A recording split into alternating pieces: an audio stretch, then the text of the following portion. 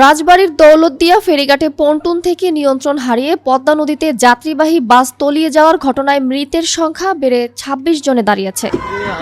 বৃহস্পতিবার দুপুর পর্যন্ত এমন তথ্য জানিয়েছে ফায়ার সার্ভিস ও সিভিল ডিফেন্স।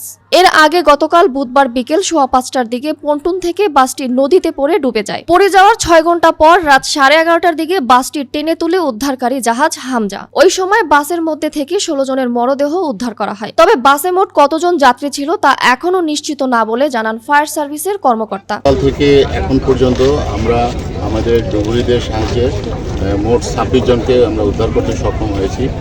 আর কোনো মিসিং আছে কি না এটা আমরা বিভিন্ন ব্যক্তিবর্গ, স্থানীয় প্রশাসন এবং মিডিয়া বিভিন্ন সূত্র থেকে আমরা নিশ্চিত করার চেষ্টা করছি। যদি থাকে তাহলে আমরা যতটুকু সময় লাগবে, যতটুকু সম্ভব আমরা আপ্রাণ চেষ্টা করব সেই মিসিং ব্যক্তিকে আমরা খোঁজার জন্য, উদ্ধার করার জন্য।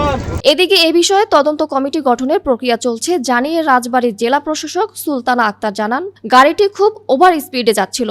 ভিডিওতে দেখা যাচ্ছে কোনোভাবেই নিয়ন্ত্রণে ছিল না, যে কারণে সে ফেরিতে গাড়িটি না গিয়ে সরাসরি নদীতে গিয়ে পড়েছে। গাড়িটি কিন্তু খুব ওভার স্পিডে যাচ্ছিল, সে নিয়ন্ত্রণ ভিডিওতে দেখা যাচ্ছে যে সে কোনোভাবে নিয়ন্ত্রণের মধ্যে ছিল না, যে কারণে সে ফেরিতে গাড়িতে না গিয়ে কিন্তু সেটি সরাসরি ওই পরিমাণে স্পিড নিয়ে কিন্তু নদীতে পড়ে গেছে।